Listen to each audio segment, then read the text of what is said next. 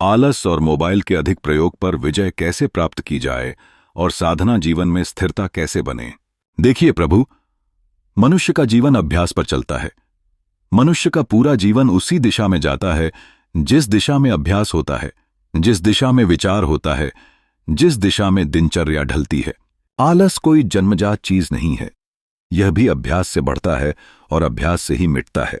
Mobile का अत्यधिक उपयोग भी अभ्यास से बढ़ा है और अभ्यास से ही कम होगा। वास्तव में मनुष्य के अंदर 4 बातें हैं: नींद, भोजन, वाणी और भोग, जिन्हें वह जितना चाहे बढ़ा सकता है और जितना चाहे कम कर सकता है। कोई आदमी 33 रोटी खाता था, लेकिन जब उसने साधना का अभ्यास किया, धीरे धीरे भोजन घटाया, तो वही मनुष्य 1.5 रोटी पर स्वस्थ रह गया। कोई आदमी 8-9 घंटे सोता था, लेकिन साधना और अभ्यास से वही मनुष्य 3 घंटे की नींद में 24 घंटे का काम करने लगा। यह सब अभ्यास के कारण संभव हुआ और हर साधक के लिए संभव है। जब साधना में रुचि आती है तो स्वयं ही भोजन कम होने लगता है, नींद कम होने लगती है, वाणी में संयम आने लगता है और मन भोग से हटकर भजन में लगने लगता है। जब भजन में स्वाद आने लगे, जब नाम का आनंद मिलने लगे, जब प्रभु की स्मृति मन में निरंतर जगने लगे, तब मोबाइल में क्या देखना रह जाता है। मोबाइल तो बस समय काटने का साधन है।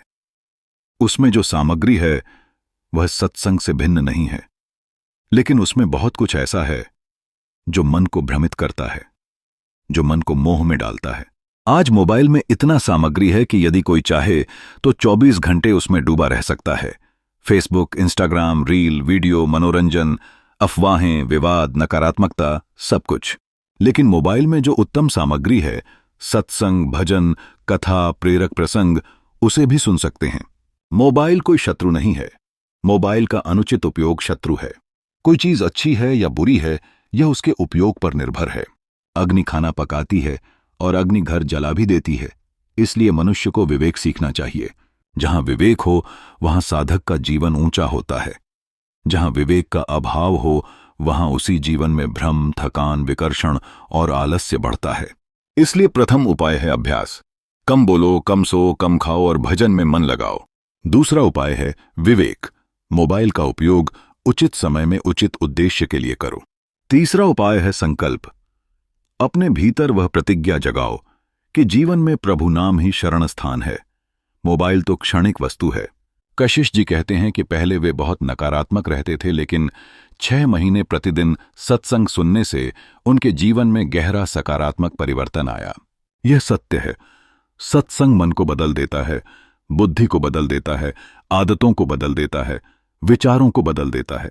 सत्संग का प्रभाव ऐसा है कि जो कश्मीर जैसे कठिन स्थान पर अकेले रहते हुए भी भय, नकारात्मकता और अकेलेपन में डूबा रहता था, वही मनुष्य केवल राधा नाम का जप करने से, साधना की पुस्तकों को पढ़ने से, संतों की जीवनी पढ़ने से इतना प्रकाशमान हो सकता है कि उसका मन पूर्ण रूप से बदल जाए।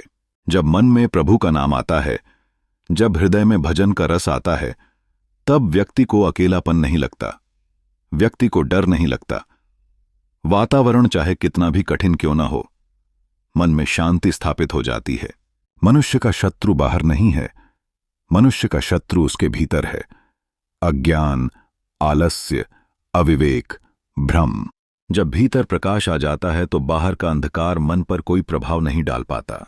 किसी भी साधक के लिए सबसे आवश्यक है प्रातः काल का समय। जो साधक सुबह 4 बजे का समय पकड़ लेता है, उसके जीवन में दिव्यता स्वतः उतर आती है। लेकिन अनेक लोग कहते हैं कि हमें 4 बजे उठने में कठिनाई होती है, हम अलार्म लगाते हैं लेकिन उठ नहीं पाते। प्रभु, यह इसलिए है क्योंकि उठने का संकल्प कमजोर है।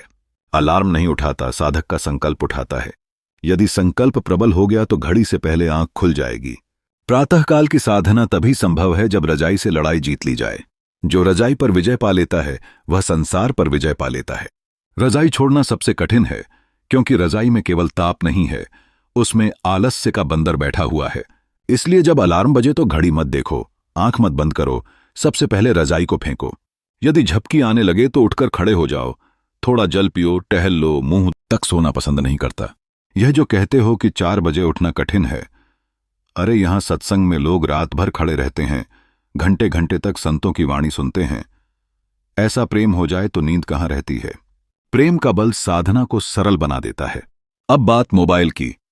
हम ये नहीं कहते कि मोबाइल बिल्कुल न चलाओ, आज के युग में यह संभव नहीं है। लेकिन मोबाइल को साधक की तरह प्रयोग करो, नियम से। यदि आप अपने लिए यह नियम बना लो कि दैनिक केवल आधा घंटा, या केवल आवश्यक काम, या केवल श्रेष्ठ सामग्री, तो आप उसका दास नहीं, मालिक बन जाओगे। जो लोग गाड़ी चलाते समय मोबाइल चलाते हैं, वे अपने लिए और दूसरों के लिए संकट पैदा करते हैं। जीवन अनमोल है, इसे मोबाइल जैसी छोटी सुविधा के लिए जोखिम में नहीं डालना चाहिए। विवेक सीखो, बहुत जरूरी है। अब बात आती है आपकी दिनचर्या की। आप पशु चिकित्सक हैं, कभी कभी देर हो जाती है। फील्ड में काम रहते रहते 9-10 बज जाता है, सोने में 11 बज जाते हैं, तो कोई समस्या नहीं। गृहस्थ के लिए 5-6 घंटे नींद पर्याप्त है। यदि आप 11 बजे सोकर 5 बजे उठ जाएं तो भी आपकी साधना, भजन और दिनचर्या सुंदर चल सकती है। साधु महात्मा तो 3-4 घंटे में निपटा लेते हैं, गृहस्थों के लिए 5-6 घंटे ठीक है। मुख्य बात है उठने का संकल्प। अब एक और गहन प्रश्न आपने पूछा, क्या जब हम उन पशुओं का इलाज करते हैं जिन्हें आगे मांस के लिए पाला जाता है, तो क्या हम पाप कर्म के भागीदार बनते हैं? प्रभु, यह प्रश्न अत्यंत संवेदनशील और अत्यंत गहरा है। इसका उत्तर सरल है, नहीं, क्योंकि आप उस पशु की पीड़ा हटाने गए हैं, न कि उसे मारने वालों की सहायता करने। आपका उद्देश्य केवल करुणा है, सेवा है, उपचार है। यदि आप सोचकर इलाज नहीं करते कि आगे यह पशु मारा जाएगा, तो आज उसकी पीड़ा और रोग के कारण मृत्यु हो जाएगी और इसका पाप आप पर आ जाएगा। सेवा में कभी पाप नहीं लगता। जो भी आपका कर्तव्य है उसे निभाइए, वर्तमान देखकर, पशु में भगवान का अंश देखकर।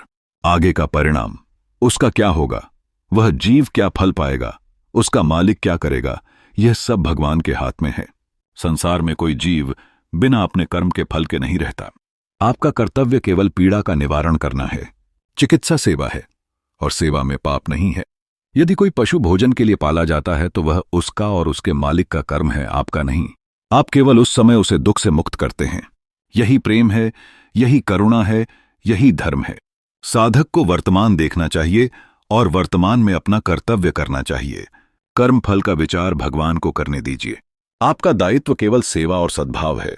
जब साधक इस प्रकार समझता है, इस प्रकार जीवन जीता है, इस प्रकार भजन करता है, इस प्रकार विवेक से चलता है, तब उसका मन स्थिर होता है, बुद्धि शुद्ध होती है और जीवन सरल होता है। आलस्य मिट जाता है, मोबाइल का मोह समाप्त हो जाता है, भजन में रुचि बढ़ जाती है और मन प्रभु में लगने लगता है। अभ्यास, संकल्प, विवेक और करुणा, ये 4 बातें साधक का जीवन बनाती हैं। जो इन्हें पकड़ लेता है उसका मार्ग स्वतः प्रकाशित हो जाता है। प्रभु नाम महान है, प्रभु स्मरण महान है और जीवन तभी सुंदर है जब वह प्रभु की स्मृति में बीतता है। राधे राधे। अगर आपने अभी तक चैनल को सब्सक्राइब नहीं किया है तो जल्दी सब्सक्राइब कर लो ताकि हर वीडियो आप तक जल्दी से जल्दी पहुंच सके। धन्यवाद और कमेंट में राधे राधे जरूर लिखें।